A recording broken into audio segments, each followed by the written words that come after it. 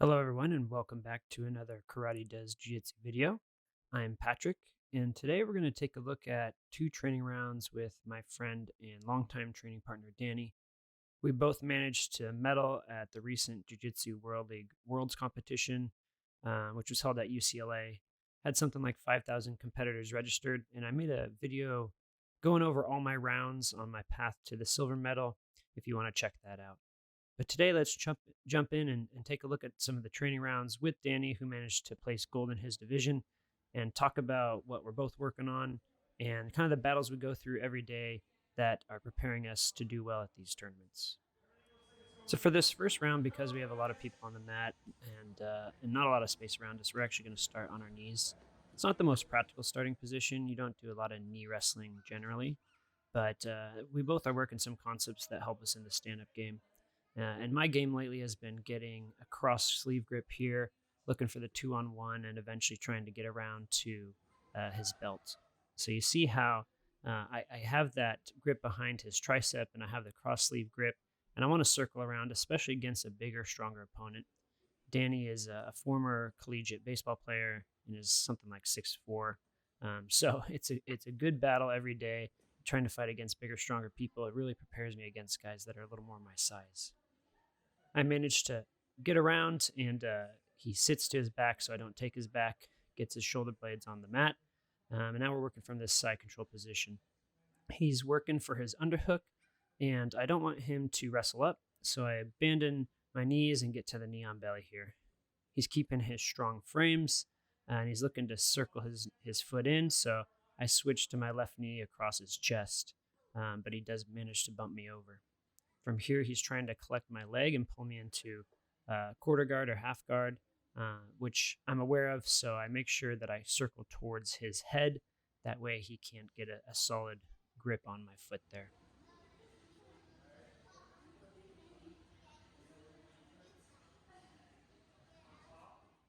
And now we're just a little bit of a chess match here, looking for position. I'm trying to get the cross face. He's trying to deny that. And obviously he wants to regard. So I'm trying to stay heavy, chest over chest.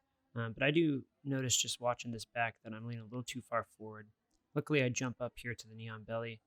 And what you can't see off screen is that I'm slowly fishing out his lapel because I want to bring it under his arm and grip it with my other arm. As he defends that, I do see an opening to slide over to mount. But Danny is actually almost more dangerous when he's mounted. He has a lot of good reversals and sweeps from here. And you're going to see in a second that I do manage to lose the position. He's going to bump one direction, bringing both of my arms across to one side, and he isolates that arm and reverses. Now, it's not the biggest steal in the world. In a tournament setting, that's not a sweep, that's just a reversal. But, obviously I'm on my back now, which is not the best position for me to be in. So once again, I'm looking for my 2-on-1 grips across his arm. That's kind of a common theme, especially when I'm facing larger opponents. I really love to do a flower sweep, for example, from this position, which is why you see me dig under his shin. But one of Danny's biggest strengths is his hip flexibility and his ability to post with his knees. He's really flexible there and is very, very difficult to sweep from a closed guard position. So he's threatening this cross collar, which forces me to open up my guard. I get a knee shield in between us to relieve pressure, but he uses that opportunity to try and pass. My number one goal here is to not let him control my head. He's kind of flattened me out, but as long as he doesn't control my head, I know I'm going to be able to maintain my guard, which is what you see here. I look for a sleeve and collar, but he knee slices through again and is getting a little too deep. I block him from controlling my head, and we're back in this open guard position, kind of a spider guard position. Thankfully, our coach resets some students away from us so we don't run into each other, but Danny continues to look to pass here. So I'm in kind of a precarious position, but I do manage to keep control of his legs, and I'm going to fish through for my underhook. I love to wrestle up from bottom half guard, and even though Danny knows this, we're constantly in these battles. I have such a good underhook, and I elevate my hips enough that I'm able to reverse the position, which leads to the end of this first round. So for this next round, this is actually the Saturday right after we just came back from our tournament wins. So this is our first round together after both winning our medals. So we're both kind of riding high and still in tournament shape. We start in a standing position this time, as opposed to the previous round, and we did this a lot in preparing for the tournament. I shoot in here for a bit of a single leg. I love to get around the back there, and he's looking for the sumigeshi sweep and manages to keep sticky legs there. But once again, I have my underhook and am able to get out the side and eventually end up on top in this half guard position. He's kind of laughing here because while he does have a lot of size and strength on me, I kind of have that extra scramble ability. So that's what helps close that distance when against a bigger and stronger guy who just has some physical advantages on me.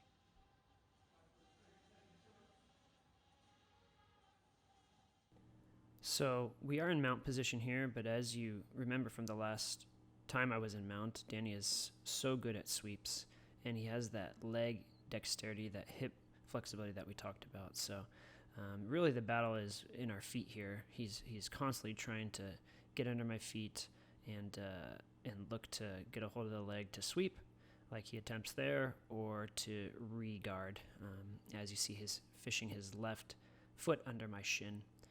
So I abandon position, kick out, and he does get a good underhook. Starts to look for a sweep, but I sit my weight back, free my arms so he doesn't have the ability to get an armbar there. He is immediately looking for a triangle, so I control his leg, and you see with my legs, I'm pinching his heel to his butt so that he cannot swing that leg through. I want to make sure that he's not able to get this triangle. So I'm really being careful of that and bring my other arm through. He abandons that position and looks for a De La Hiva.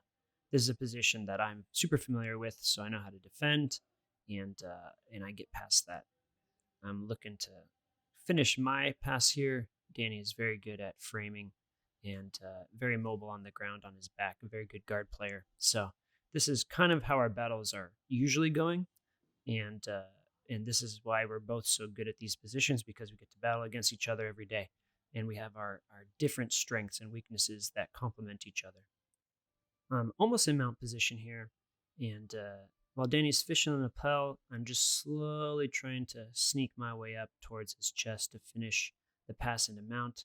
He digs under my leg, but this ends up being a big mistake, as I'm in a second here going to swing my leg through and set up a mounted triangle. I sneak that leg up, sit across, grab my shin, and I'm just solidifying the position here. He knows he's in some trouble, and I managed to lock in the triangle. However, it's a bit of an odd position. You see how far I am off to the side. I'm almost over his shoulder sideways, more typically associated with maybe an armbar position. But he's really driving into me, keeping his head high, putting that pressure on my upper back and neck. So it's very hard to finish a triangle in this position. However, when he's that far forward, his arm is going to start to become more and more extended, and I'm going to transition to a armbar from this position. You'll see me kind of unlock my legs here, swing my leg across, and as he's fallen, he taps, and that's the end of the round. So this is typical. This is our training sessions week in and week out for the last 6 years, and this push and pull between us, where we each have different strengths. You know, his size, length, and flexibility versus my speed and explosiveness and ability to scramble make a very good pair, and has led to a lot of success for us. I really appreciate you watching this video, and keep an eye out for the next one. I have a lot more training rounds with my black belt coaches, and I'll be sharing those coming up. If you like the video, please leave a like, comment, and don't forget to subscribe. We'll see you next time.